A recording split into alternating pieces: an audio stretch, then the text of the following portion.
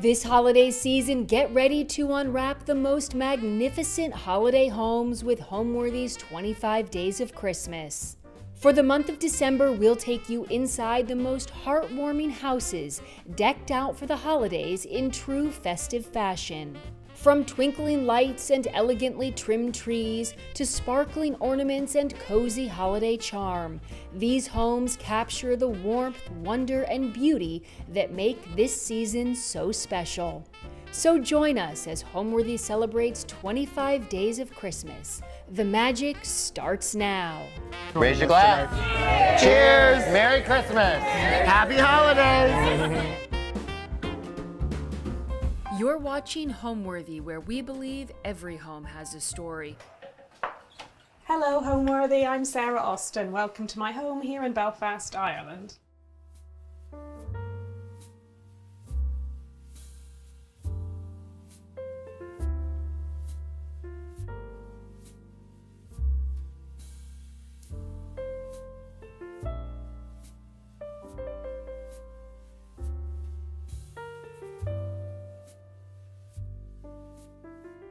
Hi Homeworthy, my name's Sara. Welcome to my home in Belfast in Ireland. I trained in fashion design and worked in London for a period of about 17 years.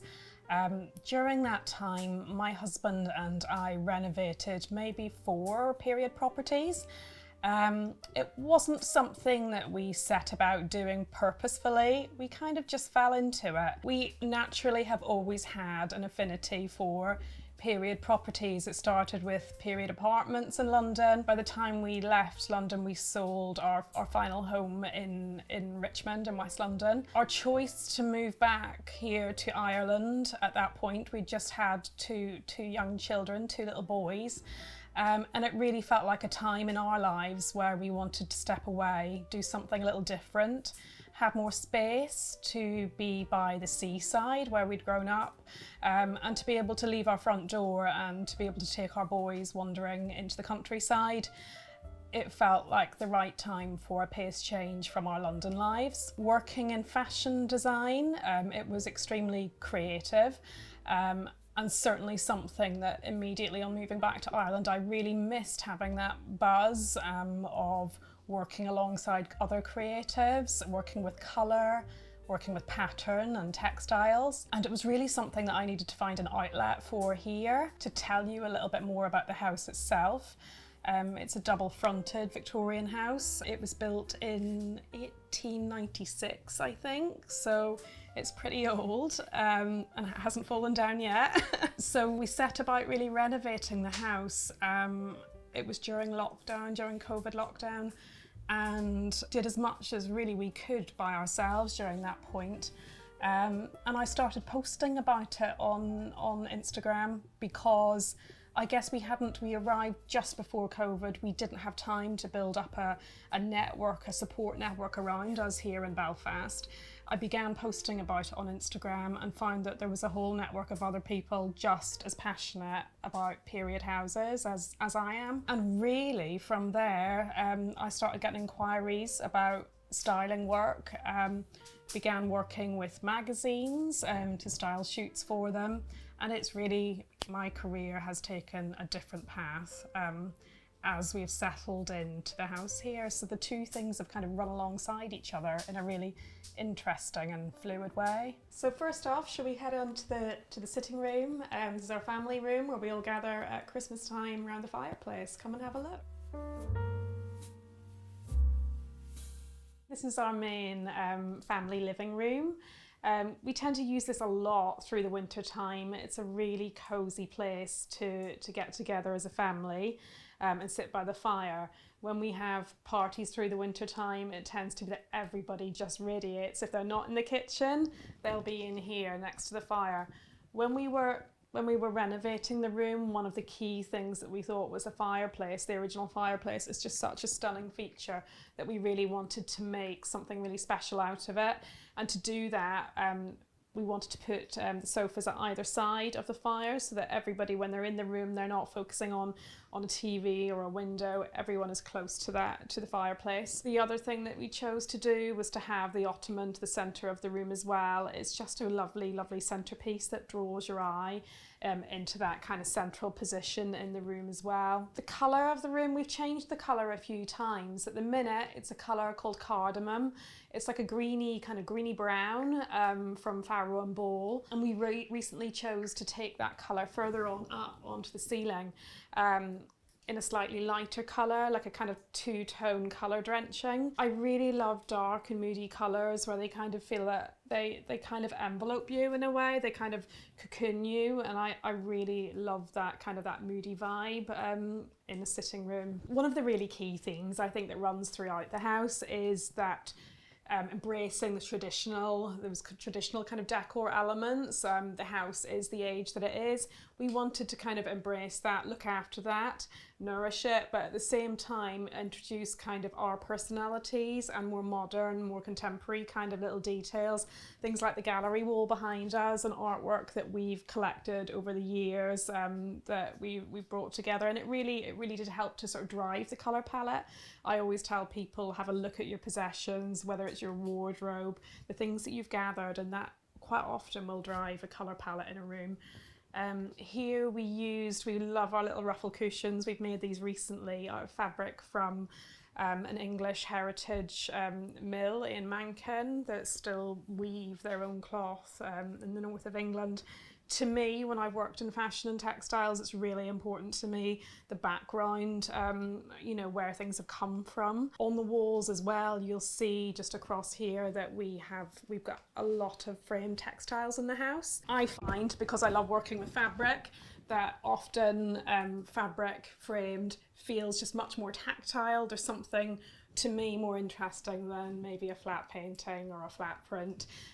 So this is one of the scarves that we have. We've got a lot of vintage scarves around the house, but this is one scarf, big large scarf, that we've had framed, and I think it makes a really nice alternative to a traditional piece of art. We love all of the gingham and the checks. It's definitely something this holiday season we've really felt for, that kind of heritage vibe, and keeping our colour palette in here really clean and really minimal. I love that monochrome back against the green. So when we're decorating for the holidays, we really like to try and use what we have here locally for us, whether that be local farms or whether that be in our own garden as well.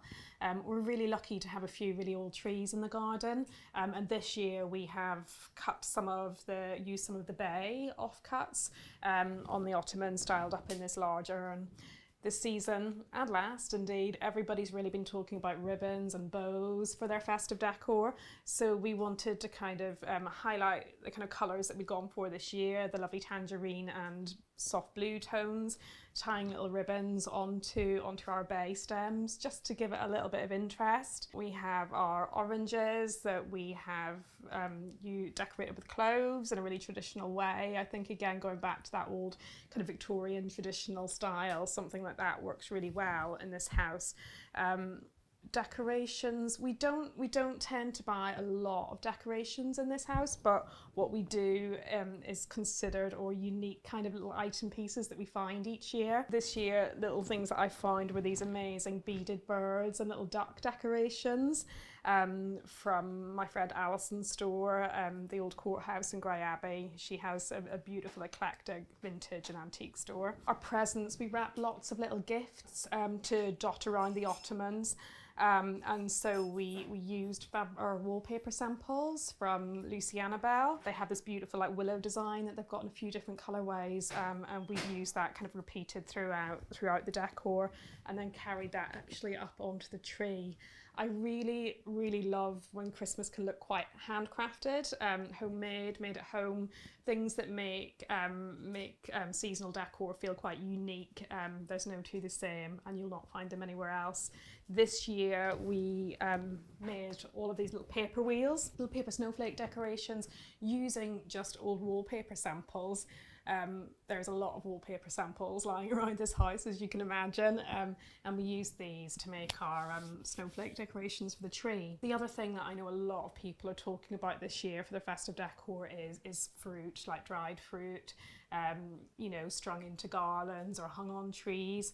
So we've used lots of oranges this year. We dried them out at the beginning of November in the oven, and we've used them to hang from the tree, and that orange against the blue is just such a beautiful classic colour combination. And with the light shining through those dried oranges, they nearly look like little stained glass shards. It's such a pretty thing with the Christmas tree lights. We combined just your regular Christmas tree fairy lights with some little candle style ones to give it that kind of traditional edge. And our tree topper this year, again, we've used some lovely Mankin striped cloth. My lovely friend Chloe at Ruffle Mouse here in Ireland makes these amazing Christmas tree bows.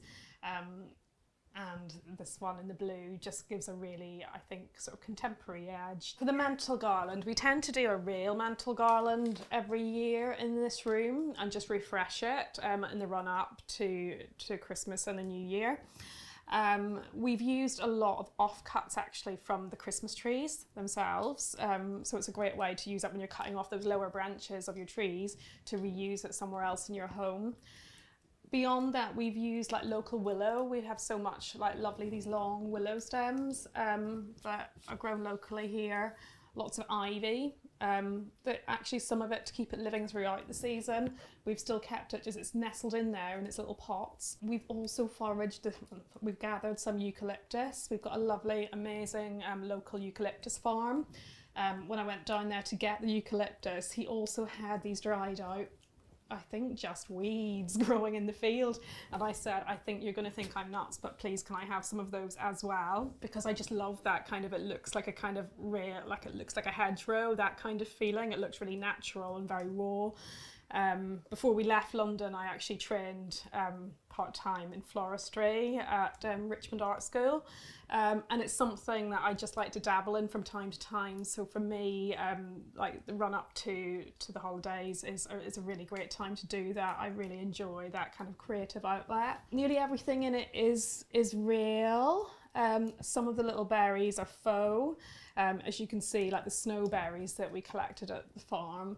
I mentioned they don't keep so long, so to have a few faux berries is a good thing. Then the dried out oranges and pine cones. Some of the pine cones, there's quite a lot of pine trees in the area that we live in.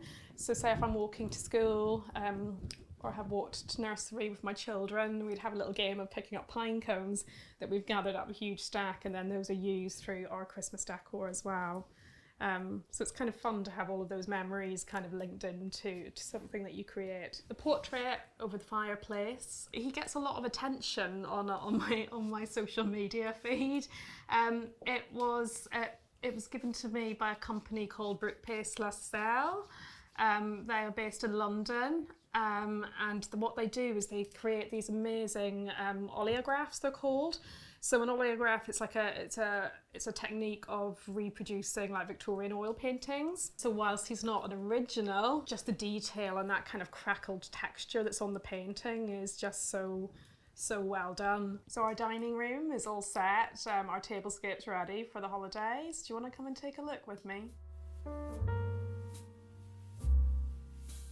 Welcome to our dining room. So this room used to be our kitchen. When we moved in, the previous owners had turned it into a kitchen, I think maybe during the 90s. It was something that we were really keen to turn the house back into its traditional double-fronted Victorian setup. So as you walk into the house, we have the sitting room on one side and the dining room on the other. Perhaps other people, when they were renovating this room, may have knocked through into the adjacent room, but I felt really keen that I wanted that very traditional sort of standalone dining room. So this room has probably really drastically changed in terms of all of the rooms in the house. There's been a huge change here. So in this room this year, what we tried to do was take the colour palette in the room and really ramp that up a little bit for our tablescape. So the walls here are a lovely stone soft cream. It's really versatile throughout the year. It's Portland stone, I think, from Little Green. Then on the ceiling, we've got this lovely soft nude pink that I think is a lick paint colour. So really it was carrying through those lovely soft nude pinky kind of details. We wanted to carry our pink onto the table this year. We've got a lovely big old Victorian table. You probably can't see under the tablecloth. It's got the most amazing legs. It's such a heavy old oak table. It's stunning. And we've decked it out this year in these lovely soft pink Devon stripes from Enchanting. What I wanted to do was create a table centre that was really sort of versatile, that could be moved away if it wasn't needed at any point of the holidays when you're serving food. So what I've done is planted up these lovely vintage terrines this year, full of like really local plants. So we've got a heather, ivy, and little red berries too, all on like a lovely moss base with some of our orange, dried oranges carrying through that theme from the sitting room. Again, going back to just, it's really important to me to use what's available locally here to us. When I look at the table, another lovely thing is the chairs, all locally sourced, all picked up one by one in singles. The antique Thomé chairs, really tricky to find, ones that look like they match and all go around a table, but I think all of their little quirks and their little chips and their slightly different styles look great together, and it's a lovely story and a lovely sort of point to remember back on our renovation, you know, getting to the point of being able to find those dining chairs. Going back to our colour palette, this year there's been a lot of hand sewing has been going on in our house this year. I guess it's my fashion background, all of that college training. I really do enjoy when the kids are in bed in the evening getting sewing machine out. We sewed this lovely like scallop rickrack trim onto our placemats this year. The crackers, we got them from a company called Heather Evelyn in the UK, and they are little DIY kits that you can put your own bespoke little gifts in. So I've been making them up with my eldest son Felix, and it's just such a fun little thing to do together in terms of a bit of Christmas crafting. The little crowns on each of the place settings are from my friend Steph at Grace and Golden, and she makes these lovely sustainable party decorations, and I love that she's made them all out of these sweet little like Liberty print ditsies. Carrying on, I guess, our bow theme, the candelabra was a wedding present from my little sister when we got married a long time ago. And so decked out in these lovely burgundy bows. Everybody's talking about burgundy maroon being the colour of this season. It certainly is. And so I love the contrast against the pink, pinks and reds, and then just that interesting kind of orange kind of tone thrown in through the oranges and through even, I'm thinking, the gingham stockings here behind me hanging on the mantle. The stockings, I handmade these and quilted them this year. Again, the fabric is from Enchanting, and I love that orange and burgundy, really interesting kind of colour combination. I think when you choose things for your home, it's finding those things that really make your heart sing, and for me it's definitely things like colour and texture and pattern. You'll see throughout the house. Making wreaths is such a fun and really easy thing to do. I started this a few weeks ago. I used, don't tell my children, I used hula hoop bases that I dug out of the shed. I just wrapped it with a faux garland to begin with to make a base, and then on top of that you build up with foliage. So again, we used eucalyptus from our local farm, little pink pepper berries that are so cute and really bring that punch of colour through it. Again, the dried oranges, and then we're lucky to have like lots of hydrangea plants in the garden. And so we use some of the dried hydrangea heads from this year to just carry through that colour palette. And like I said in the room next door, I love that so much of this is kind of it's from our home. It's not like we've gone to the florists and bought all of these flowers. That's the joy for me of living back here in Ireland, that I have access to all of these materials. So to have been able to have reinstalled a traditional looking fireplace in this room for me was just a dream come true, really. To have arrived here in the house and seen it as a kitchen, and now see it back as a traditional dining room with the fire in the corner of the room is such a lovely thing. Let's go and look at the tree. So this year we've got this amazing 8-foot tree. It's from a local farm here in Belfast that grow all of their own trees. And again, I think it's really important to support those local businesses. It's an amazing tree. When I go to this farm, it's stunning. You drive along the main road, and as you look up, you just see all of these Christmas trees growing in the fields. And the kids always get so excited throughout the year when we drive past, knowing that their tree will be coming from there again this year. So it's an 8-foot tree. The high ceilings in this room really allow for it. We're lucky to have this really interesting curved kind of bay corner of the room with the 3 tall windows, which normally we would have a couple of armchairs and ottoman in this corner, but we clear that out for the holidays and just let the tree breathe, you know, we give the space over and have that wow tree for those few weeks of the year. Thematically, I think it's very much as a continuity from the rest of the Christmas decor. We've used, again, that off-cut stripe fabric to create these little mini bows throughout the tree. And obviously we've got our huge, amazing burgundy stripe tree topper at the top as well. What I did to try and fill the tree out was, as with our wreaths, I took hydrangea from the garden and I've just placed those in at really kind of little gaps that you would otherwise have. It really just helps close out some of the light coming through from behind, so the tree makes more of an impact. And also it just carries through that colour palette again. With the lights, they're these amazing flickering, twinkling lights that are all strung from the top of the tree and just straight down, rather than that kind of traditional wired horizontal kind of light. And I love that the twinkling lights kind of coupled with the pink hologram kind of quirky tinsel, it really gives the feeling of, although the tree's very traditional, it kind of feels like quite fun and festive, holiday party kind of vibe. I love the pink clash with the orange, so we've got, I don't know how many oranges must be hung on the tree this year, but I really just love that offbeat kind of pink and orange mix.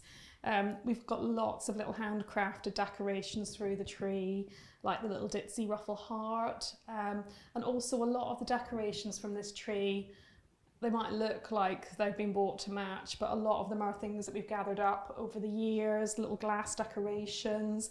I really love the kind of spherical kind of droplet decor, all in reds and pinks, and it really pops against the green of the pine. To me, decorating any home, it's a really personal thing, and certainly when I'm working with clients, you really have to tune into what that particular person wants to create, what is their vibe in their home. For me, homes should really be tactile. You should be able to reach, feel, touch things, really appreciate them, like things that, you know, you really love to pick up and use. You love to walk into a room and they just make you smile.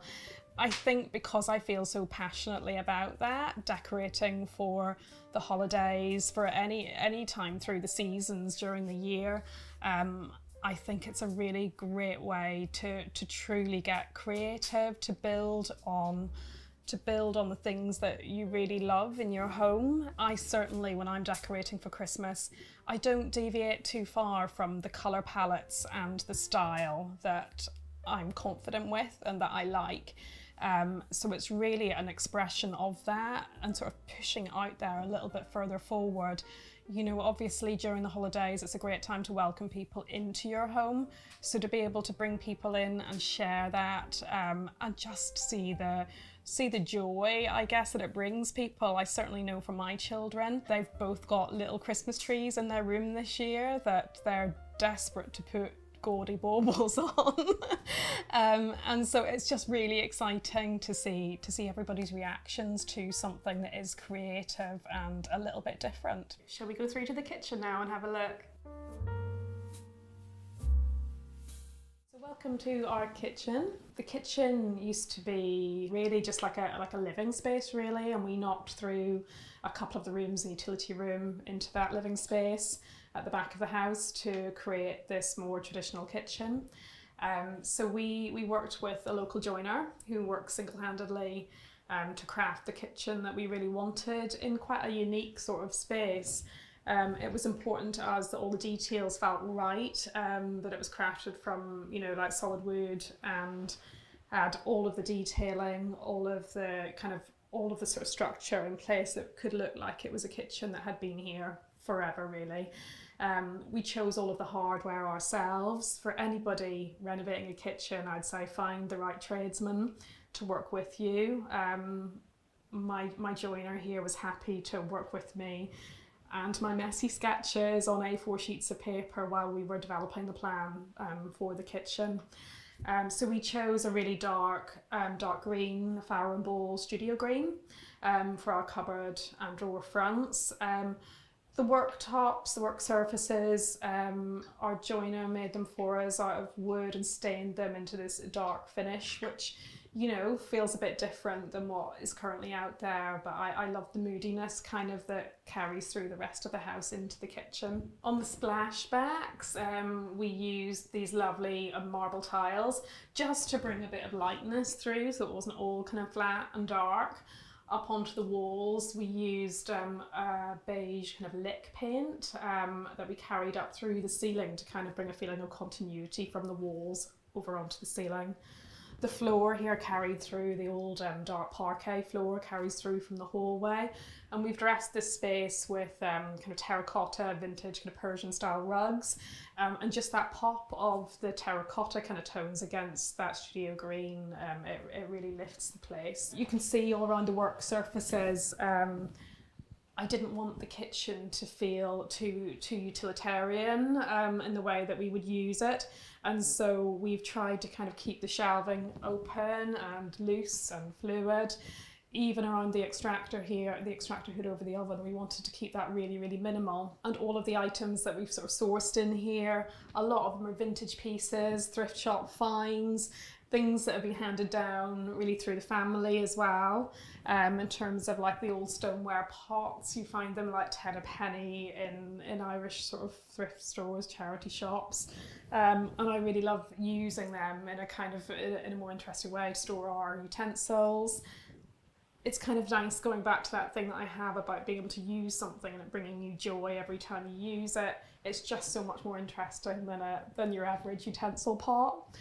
I love the little stovetop kettle. It kind of is just like a sweet thing that we don't use it during the day actually, but tend to use it in the evenings to make cups of tea. The lovely glass dome on the end is just like a real kind of focal point.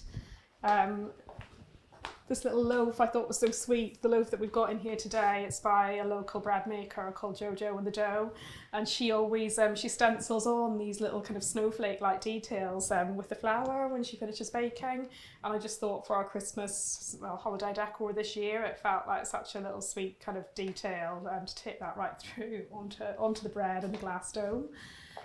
Little details like our wreaths here.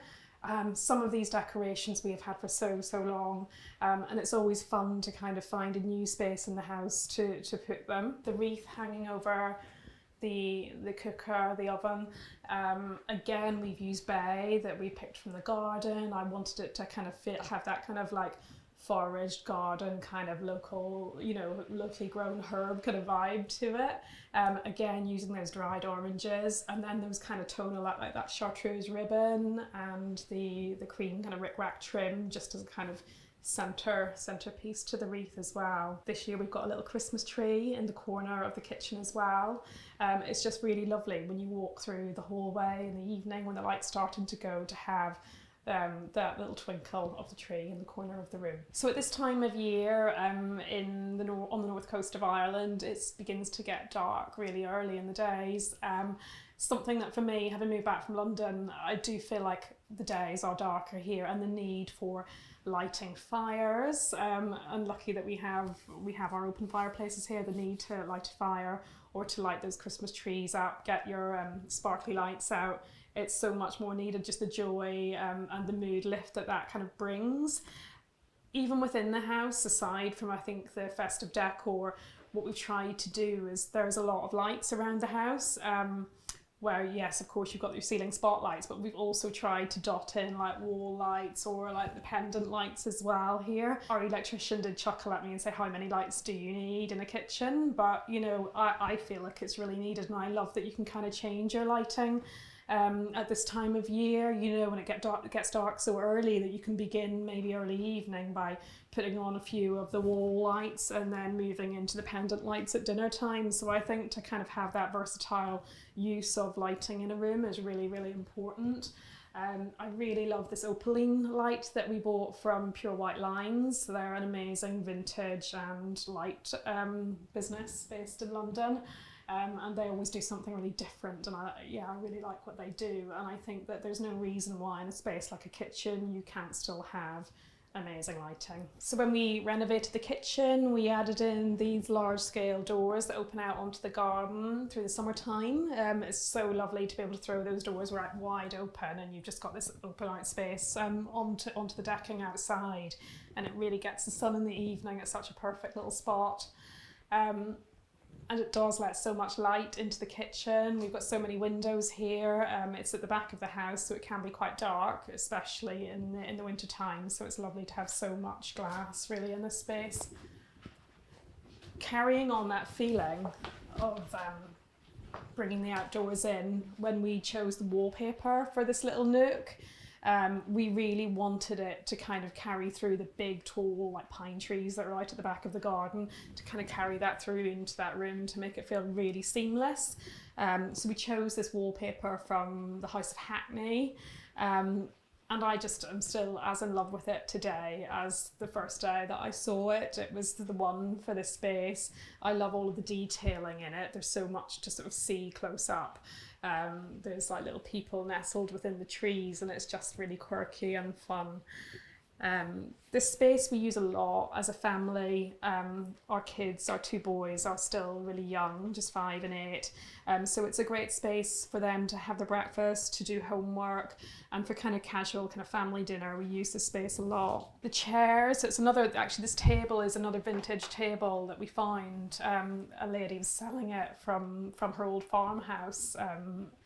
And we collected it one day, and she was so happy she was so in love with it but didn't have a space for it anymore, and was happy to know that it was being upcycled and reused and loved again. The chairs are old church chairs with the old like hymn book space at the back of the chairs, that we picked up at a local salvage place called the Old Hen House. And he's got such a good collection of pieces that he's picked up. The table, I love that kind of check tablecloth, kind of country kind of style. It feels quite cozy and kind of casual out here. And we've dressed the table for really like a little Christmas supper here. My kids are desperate to eat the candy canes, but I've told them that if they have a few walnuts first, then maybe we can move on to the candy canes after. In the bowl, again, that gingham check thing that I love. We've handcrafted, hand sewn our own little crackers full of treats ready for Christmas Eve. And little treats that we've laid out. The boys love leaving out their gifts for Father Christmas each year. And so we've found little gingerbread men, we've got our mulled cider in a little glass. So I just wanted to show what we would tend to do traditionally as a family, and to lay it out here on this table. For us, decorating our home for the holidays, I'd say a Victorian home like this just seems to lend itself so very well to decorating. So things like stair garlands, we've got a beautiful Victorian staircase. The stair garland is definitely a must-have here. The other thing you'll see as we go around the house is that we are really lucky to have several of the original fireplaces, and so to use those as a backdrop to style mantelscapes is really such a treat for me to be able to work with those. The other thing that I really love doing is tablescaping, to create that table that everybody is going to sit around and enjoy a meal together is such a lovely thing. When you see the colour palette that we've gone for in there, and all of the little details, like little quirky details on the table, that, as I say, as you're having your dinner, that you spot just something else that you maybe haven't noticed before, that you go, Isn't that a lovely thing? Okay, so let's go and have a little look upstairs now. So when we moved to the house, one of the features that we really loved and really captured our imagination was the stairwell.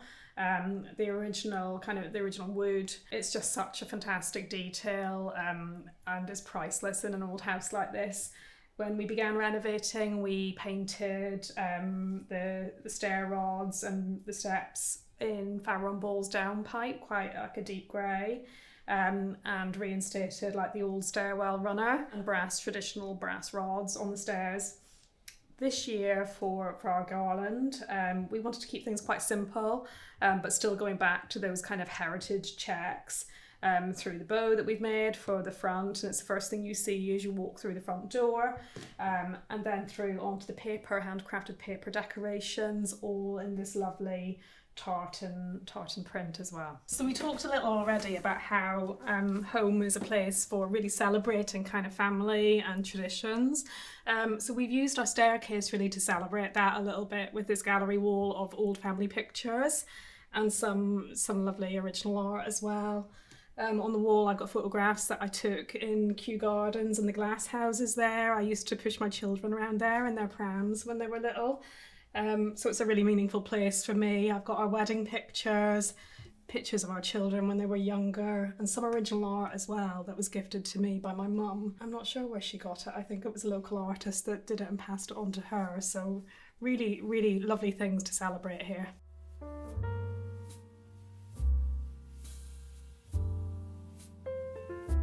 So this is the main bedroom in the house. This was a big part of our renovation project. We decided that we wanted to reposition the bed. It's quite a dark evening, or dark afternoon I should say, here in Ireland, but through the window you can only see down to the sea, so we wanted to reposition where the bed was located in the room, so that we could wake up in the morning and get that view of the sea. That meant moving some doorways to accommodate that happening.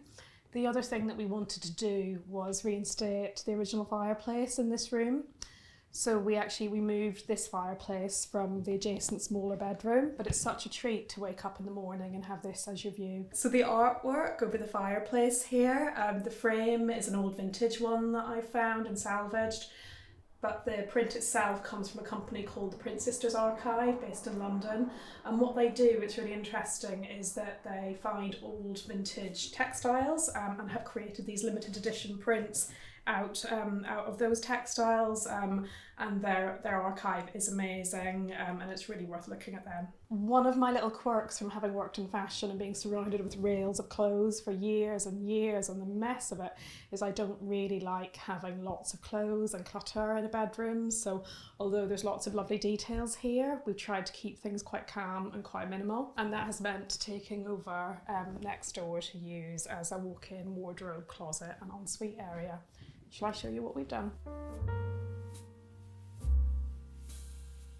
So adjacent to the bedroom, we've created this walk-in closet and sort of hybrid ensuite bathroom space. When we moved the fireplace from the smaller bedroom into the master bedroom next door, we were left with this interesting angled space on the wall. And one of the chats I had with the architect at the time was, well, what do we do with that? And I said, well, the obvious thing to do is to create a kind of focal point again. The fireplace was a focal point. Let's keep it as a focal point and build on it with a beautiful sink. So we got this sink from Burlington.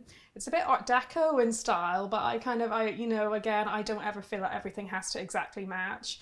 And I love that we've managed to create, we've lost a fireplace, but I think we've gained a really interesting addition here, and it's made the space so much more functional for us to be able to get up in the morning, get dressed, have a shower. We were left, when we moved the fireplace into the master bedroom next door, we were left with the conundrum of this interesting angled shaped wall where the fireplace had been. Discussing it with our architect at the time, the thing to do, we decided, was to create it continue really its use as a focal point, but by introducing the sink.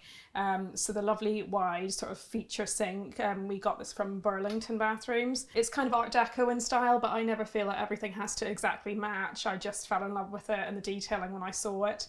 And so I love the kind of the monochrome pops in here against kind of the really soft nude pink next door. The combination of those two things alongside each other I think works really well. From here, let's go across the landing and I'll show you the boys' rooms.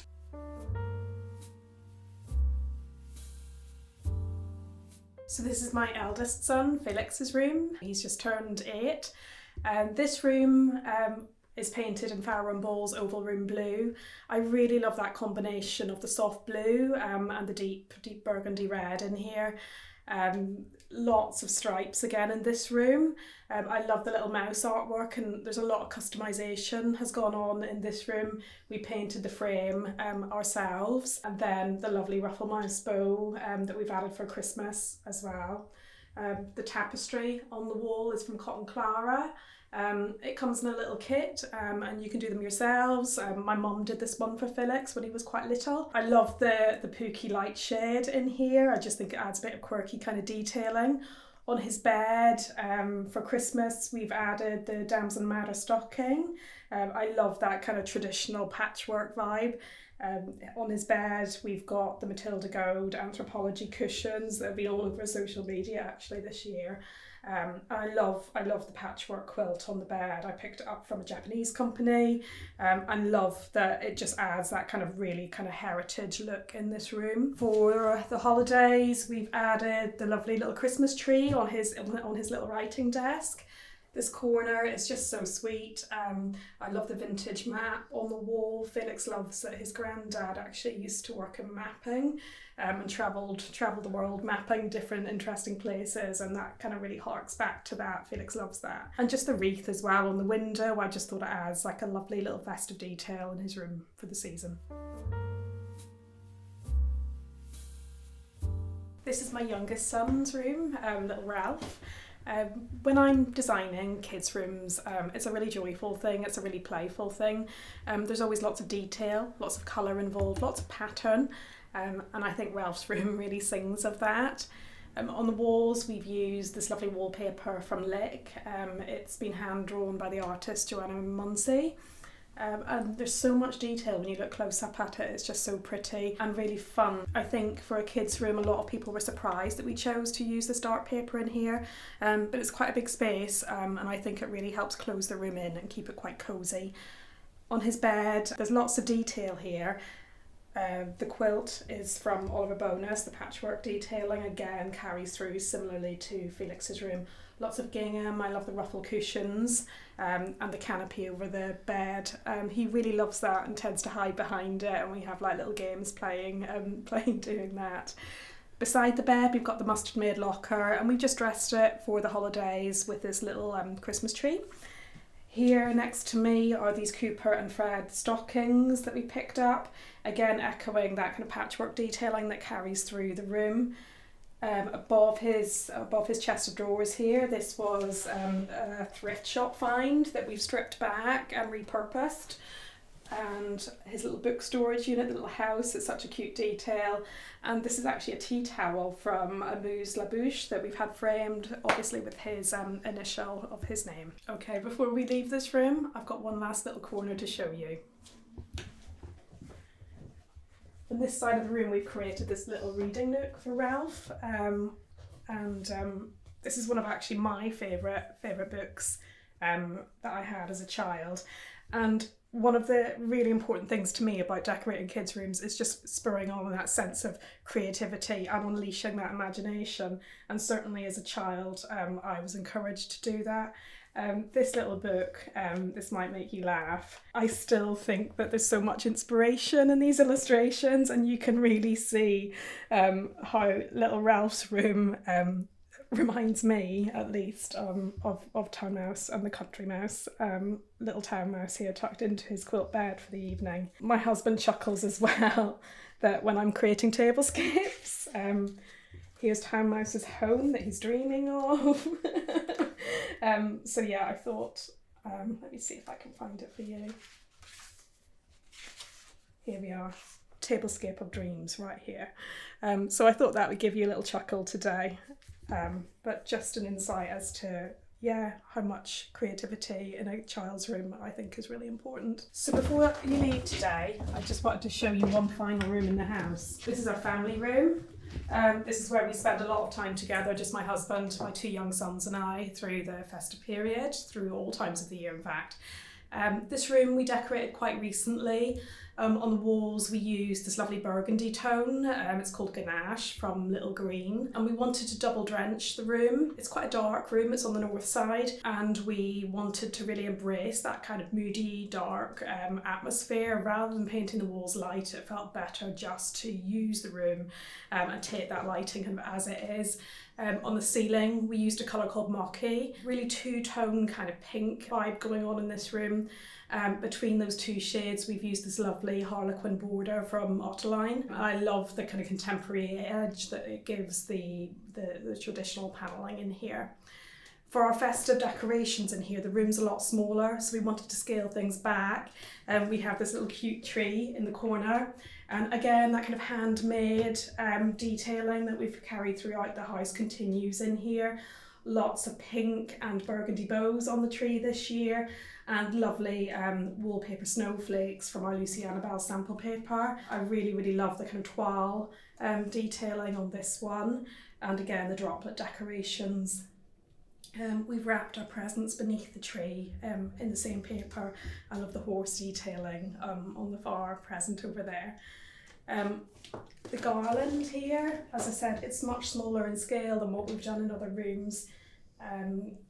Lots of pretty bow detailing again, and lovely red berries, and just keeping it really simple with those candles by the mirror looks great, I think. The stockings we've had for maybe like 20 years now, but we keep lifting them out every year, and I love them as much as the day that we bought them. I love the kind of country kind of vibe of the wicker basket in here, and lots of gingham detailing along with the pinstripe detailing on the ottoman too. Behind me you'll see I've got another of our framed Suzannes. The last thing to show you in this room is this framed Suzanne on the wall. I mentioned earlier about how I love textiles. Certainly in my career in fashion I've just got a real affinity for textiles and colour and texture. Having framed fabric rather than art in a home I think just adds so much more life and texture, and I love how all of the colours in this one just really pull the room together. So yeah, that's it for this room. It's one of our favourite rooms in the house. It's one of the smallest rooms in the house, but certainly everybody who comes here seems to love it as much as we do.